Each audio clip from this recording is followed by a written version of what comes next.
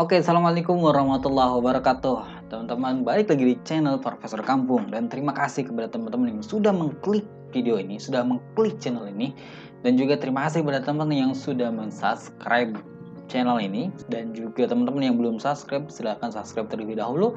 Oke, teman-teman, guys, brother semua di sana. Kali ini kita akan bahas seputar yang sedang hot, seputar yang sedang trending di TV, di media sosial, yaitu perihal tentang pernikahan pasangan selebritis YouTuber yaitu Atta dan Aurel yang dihadiri oleh Bapak para pejabat, Bapak nomor 1 di Indonesia, Bapak Presiden, dan juga didampingi oleh Bapak Menteri Pertahanan yang sebelumnya memiliki cerita persaingan yang sangat ketat dalam memperebutkan kursi nomor 1 di Indonesia. Apa yang dipertontonkan mereka sangat indah, yaitu di setiap persaingannya sangat ketat ada jiwa yang rendah hati dengan keindahan berjalan bareng menuju sesuatu yang indah. Apa sih?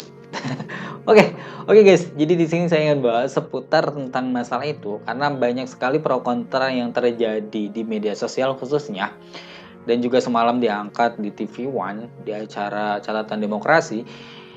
Yang menjadi catatan atau yang menjadi pro kontra yaitu di banyak orang atau banyak netizen yang mengatakan bahwa tidak adanya keadilan atau terjadi dari penyelenggara hukum, mungkin seperti itu ya. Dikaitkannya dengan beberapa agenda warga yang ingin melakukan pernikahan tapi dibatalkan karena izin lah, karena prokes yang tidak atau prokes yang melanggar.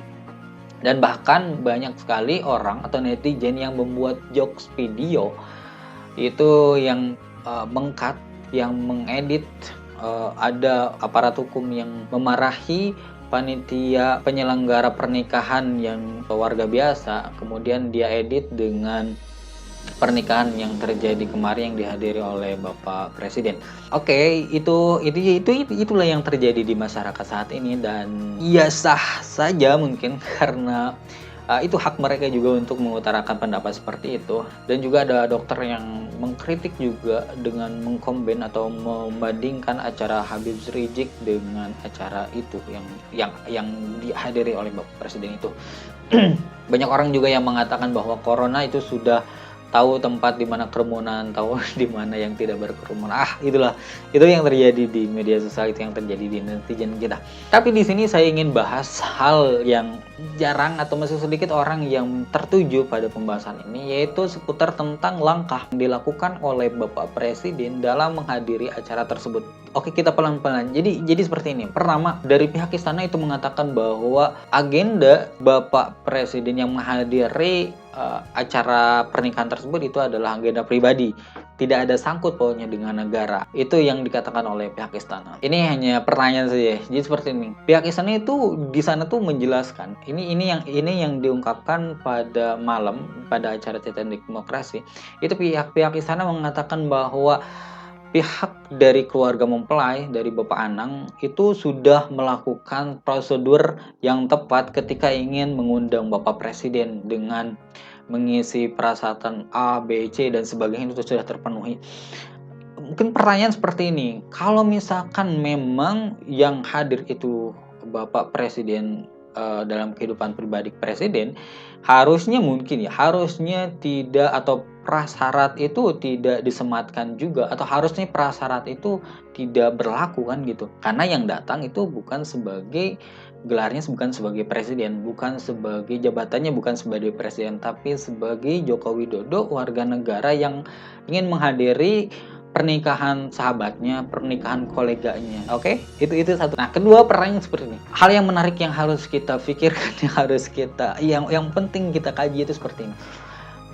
Mustahil seorang kepala negara itu berpikiran gimana besok. Itu mustahil. Seorang kepala negara, sekali lagi kepala negara itu mustahil dia mempunyai pikiran kumaha besok. Itu bahasa Sunda atau gimana besok. Atau kalau bahasa Sundanya itu kumaha engke gitulah. Itu mustahil. Karena seorang Bapak Presiden atau seorang kepala negara, dia dilengkapi dengan instruktur yang sangat lengkap, ada intelijen, ada penasehat, ada sekretaris negara dan sebagainya.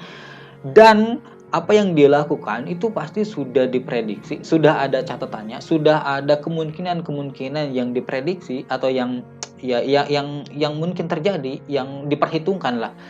Seperti itu.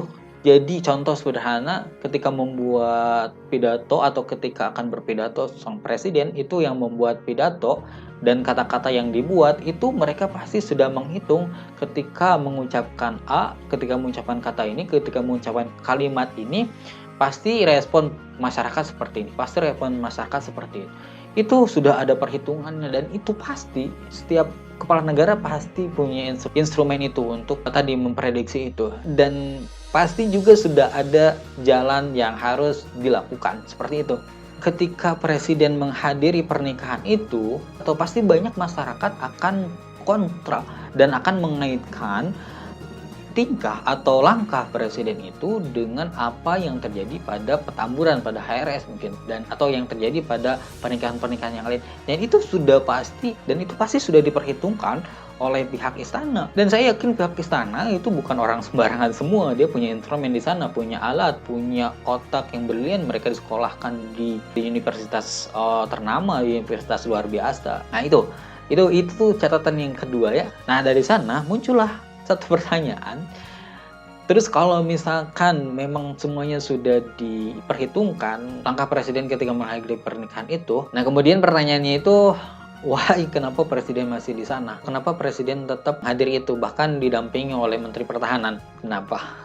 Nah, ini teori konspirasi sih. Mungkin seperti ini ya. Karena Atta dan Aurel itu memiliki satu fans milenial yang sangat besar, populer di kalangan milenial, dan kita tahu bahwa peta politikan milenial, hasil survei, beberapa survei dikatakan bahwa kaum milenial itu sangat condong kepada Bapak Anies Baswedan. Ini hanya teori konspirasi. Jadi mungkin ketika Bapak Presiden ke sana dengan Bapak Prabowo mungkin ingin memberikan kesan dan ingin menarik suara dari kaum milenial sehingga bisa jatuh hati pada kedua sosok tersebut. Saya tidak mengatakan bahwa sosok kedua tersebut ingin menjadi presiden lagi ya, tapi ya itulah mungkin untuk mengikat suara dari kaum milenial. Itu yang pertama. Yo terserah lah mau dibawa ke ranah mana, kan kita nggak tahu, itu ada strategi yang terselubung di sana dan kita tidak ketahui. Mungkin bisa jadi juga dengan pengambilan suara dari kaum milenial itu sehingga mungkin Bapak Presiden lebih dekat dengan kaum milenial, yang mana kaum milenial ini juga memiliki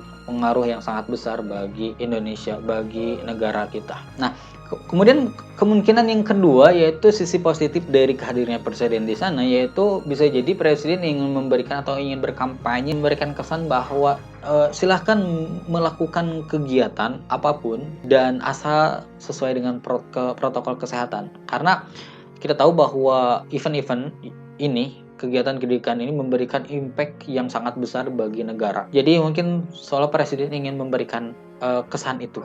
Oke, terakhir saya ingin satu kisah dari Umar bin Abdul Aziz, yaitu salah satu khalifah umat Islam. Bahkan beberapa ulama mengatakan bahwa Umar bin Abdul Aziz termasuk menjadi khulafaur rasyidin yang kelima ya. Apa kisahnya? Kisahnya seperti itu, yaitu pada suatu malam Umar bin Abdul Aziz sedang bekerja, sedang sibuk di meja kerjanya. Kemudian ada anaknya masuk dan ketok-ketok tentunya, ketok-ketok masuk. Lalu Umar bin Abdul Aziz bertanya kepada anaknya, ada apa? Ada keperluan apa? Kemudian anaknya berkata kepada Umar bin Abdul Aziz, saya ingin mengobrol dan ada sesuatu yang ingin saya bicarakan. Kemudian Umar bin Abdul Aziz bertanya lagi kepada anaknya, untuk keperluan apa kamu mengobrol? Untuk ada sesuatu atau ada kaitannya dengan kenegaraan atau hanya bersifat pribadi? Kemudian anaknya menjawab, ini adalah bersifat pribadi. Lalu pada saat itu Umar bin Abdul Aziz mematikan lampunya dan gelaplah pada saat itu. Kemudian anaknya bertanya lagi, kenapa ayah mematikan lampunya? Kenapa ayah membuat gelap seisi ruangan, kan kita ingin mengobrol? Umar bin Abdul Aziz menjawab, karena yang akan kita obrolkan, yang akan kita bicarakan itu adalah masalah keluarga kita, bisnis keluarga kita, bukan atau tidak ada hubungannya dengan negara. Alangkah naifnya kita menggunakan fasilitas negara tapi dalam urusan pribadi. Jadi itulah kisah yang sangat luar biasa, menginspiratif dari Umar bin Abdul Aziz. Bagaimana Umar bin Abdul Aziz bisa membedakan kehidupan pribadi dengan kehidupan bernegaranya. Oke guys, jadi seperti itu saja. Mohon maaf apabila banyak kesalahan. Jangan lupa like, subscribe, komen, dan share video ini. Assalamualaikum warahmatullahi wabarakatuh.